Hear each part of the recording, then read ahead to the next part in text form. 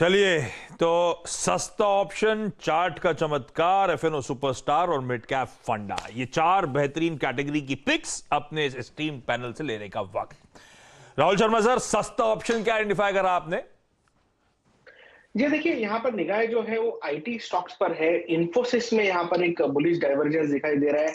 इन्फोसिस में call option लिया जा सकता है। 1560 का कॉल ऑप्शन इसका मैं ट्रैक कर रहा हूँ। तकरीबन 38 रुपीज के पास से ट्रेड कर रहा है। 38 रुपीज में इसे बाय कीजिए।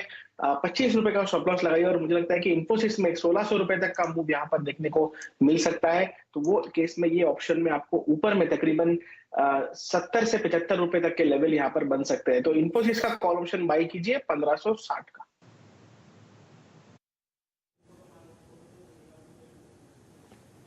इन्फोसिस का अगर आप देखें, आप 1560 का कॉल लेंगे। ओके, इन्फोसिस लेके आइए आपकी स्क्रीन पर। ये कॉल आप पकड़ रहे हैं पूरा का पूरा। अगर आप देखिए, आईटी आज पुल बैक मोड में है और अपने प्रीवियस क्लोज को ट्राई करता हुआ, अटेम्प्ट करता हुआ आप देखिए अपने किस करने का। तो इस वक्त का अगर आप देखें, सस्ता ऑप्शन का ट्रेड है इन्फोसिस। ये कॉल आपकी स्क्रीन पर 1550 प्लीज प्रीमियम लेके आइएगा। और सस्ता ऑप्शन के बाद चलेंगे एफएनओ सुपरस्टार पे चंदन के लिए, लेकिन एक बार फिर प्रीमियम लिखाइए। प्रीमियम स्क्रीन पे नोट कर देते हैं इस इन्फोसिस के स्ट्राइक को, अगर आपको लेना है। ट्रेड करते हुए करीब 37 रुपए 20 पैसे के जोन में। ओके, एफएनओ सुपरस्टार पे चलते हैं और एफएनओ में वो स्टॉक जो कि आपको एक सब्सटेंशियल स्विंग दे सकता है। चंदन जी बताइए, आज का वो कन्विक्शन कॉल क्या रहेगा? देखिए, अब यहाँ पे दो सेटअप समझ में आ रहे हैं। देखिए, रिकवरी होगा तो कहीं ना कहीं बीटन डाउन नेम है आईटीज में, वो यहाँ पे रिकवरी होंगे। हालांकि बाकी दूसरे सेक्टर है उसमें रिकवरी होगी तो होल्ड करने की गुंजाइश कम है, बट आईटी में ऐसा लग रहा है काफी बीटन डाउन मूव बना है, ओवरसोल्ड स्ट्रेच यहाँ पे हो चुका है। तो मैं परसिस्टेंट सिस्टम पे फोकस कर रहा हूँ। रीजन यहाँ पे यह है कि एक तो मल्टीपल टाइम फ्रेम में यह सपोर्ट ले रहा है। इनफेक्ट आज से 7-8 दिन पहले भी इसने 3900 के आसपास के बॉटम बनाए। आज भी 3900 के बॉटम बनाए, कल भी लगभग यानी फ्राइडे को भी 3900 को बॉटम बनाए। तो इस काउंटर में ऐसा लग रहा है कि हल्की सी रिकवरी देखने को बननी चाहिए। 4000 के सपोर्ट से खरीदारी की सलाह देंगे। कहीं ना कहीं आपको 4280 तक के बाउंस परसिस्टेंट सिस्टम में बनने चाहिए। पोजीशन सिस्टम्स में रिकवरी एक्सपेक्टेड। चंदन ने भी दाव आईटी पे ही लगाया है, तो हम इन्फोसिस का 1560 का कॉल राइट कर रहे हैं। वायदा में दूसरा स्टॉक जो पसंद आ रहा है वो है पोजीशन सिस्टम। इसके फ्यूचर्स में आप खरीदारी करके चल सकते हैं। लेकिन सचिन, चार्ट का चमत्कार, कौन सा चार्ट आइडेंटिफाई किया आपने? आशीष जी, यहाँ पर एक ही थीम पे मैं फोकस करूंगा। मुझे लग रहा है ब्रेंट क्रूड एक काफ़ी बड़ा डोमिनेटिंग फैक्टर होगा पूरे हफ्ते के लिए। एंड जिस तरीके से हमने बात की है, लगभग मुझे लग रहा है 120-22 के आसपास के स्विंग्स तो कंफर्टेबली बनने चाहिए। 125 का तो एक पैटर्न टारगेट है, बट मुझे लग रहा है 122 के आसपास के भी स्विंग्स बनते हैं तो एक सब्सटैंशियल डाउनसाइड मार्केट में भी नजर आनी चाहिए। एंड उसी का इफेक्ट मुझे लग रहा है पेंट स्टॉक्स पे बरकरार रहना चाहिए। एशियन पेंट्स के बारे में हमने जिक्र किया, वो ऑलरेडी डेज लो के आसपास ट्रेंड हो रहा है। मुझे लग रहा है पीडी लाइट में भी जो एक ब्रेकडाउन हुआ था पिछले हफ्ते में, मुझे लग रहा है उसका एक फॉलो थ्रू एक्शन यहाँ पर नजर आ सकता है। इनफैक्ट 2200 के आसपास का एक छोटा सा सपोर्ट है, अगर वो टूट जाता है तो मुझे लग रहा है 2120 के पहले कोई मेजर सपोर्ट नहीं है काउंटर में।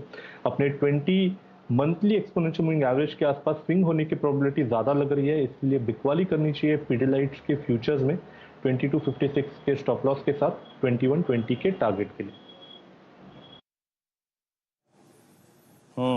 तो आप इस वक्त याद रखिएगा एक सेल मोड में है। आपने सुबह अगर देखें तो एशियन पेंट्स को शॉर्ट साइड पे लिया और यहाँ पे चार्ट का चमत्कार में सचिन जी का जो सेल कॉल है वो है पीडीलाइट 2205 पर आप देखेंगे सेल कॉल आते हुए।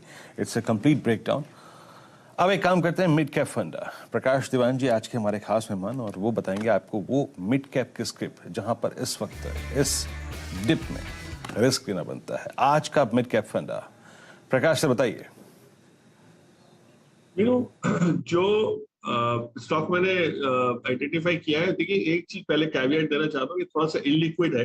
कंपनी बहुत उम्दा है, पेडिग्रीड है, लेकिन लिक्विडिटी को लेकर थोड़ी सी चिंता रहती है, इसलिए इसको धीरे धीरे एक्यूमुलेट करने वाली चीज है ये।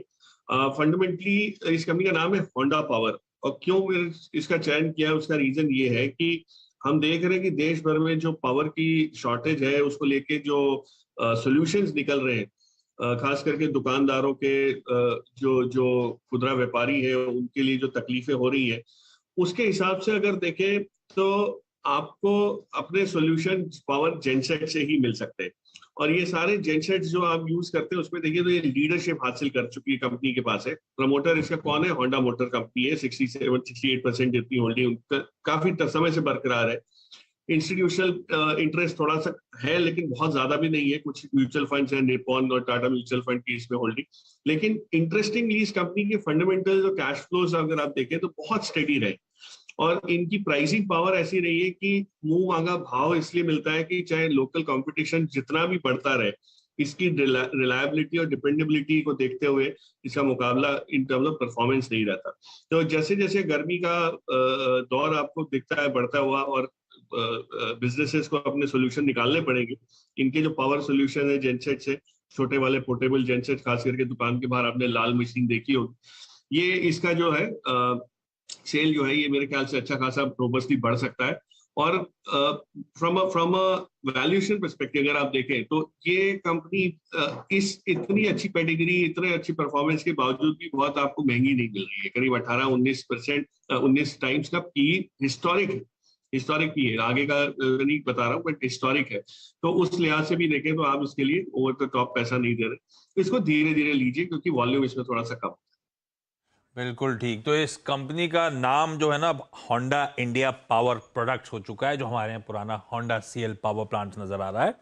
और मेरे ख्याल से सबको याद होंगे होंडा के जनरेटर, वो लाल वाले, लाल और काले, ये वही कंपनी है जो ना सिर्फ जनरेटर, अब तो काफी सारी चीजों में डाइवर्सिफाई कर चुकी है। रखिए स्टॉक को रडार पर। क्विकली सम अप कर देता हूं। 4 का चौका सस्ता ऑप्शन आज का इन्फोसिस, 1560 का कॉल। राहुल शर्मा साहब कह रहे हैं तेजी, और 1600 तक शायद इन्फोसिस जाता हुआ नजर आए। तो उस तेजी को बुझाने का तरीका आपकी स्क्रीन पे 1560 का कॉल लीजिए। 36 पे वो ट्रेड इनिशिएट करा था, वीरू ने जब मार्क करा तो 3720 था, और इस समय आपकी स्क्रीन पे 42 के जोन्स पर ये ऑप्शन पहुंचता हुआ। तो बढ़िया ट्रेड आपकी स्क्रीन पर। ऐसी एफएनओ सुपरस्टार के तौर पे चंदन ने दाव लगाया था परसिस्टेंट सिस्टम पे, और उनका मानना था एक रिकवरी ट्रेड है बढ़िया। 4000 के स्टॉप के साथ यहां पे वो ट्रेड इनिशिएटेड। रखिए स्टॉक को रडार पे। चार्ट का चमत्कार में सचिन ने बात करी। सचिन आज क्रूड पे पूरी नजर बनी हुई है उनकी। एशियन पेंट्स, उसके बाद अब आपकी स्क्रीन पे आएगा पिडिलाइट। पिडिलाइट पे एक सेल कॉल है, बेचने के मौके 2256 के स्टॉप के साथ। और आज का बढ़िया बेहतरीन मिड कैप फंडा है होंडा इंडिया पावर प्रोडक्ट्स। दीवान साहब ने स्पेसिफिकली मेंशन करा है कि थोड़ा सा इलिक्विड काउंटर, लेकिन बहुत बढ़िया बिजनेस और अट्रैक्टिवली प्राइस्ड। इस स्टॉक को रख सकते हैं आप लोग अपने रेडार। ये बात करते करते 2.25% के उछाल के साथ कामकाज करें।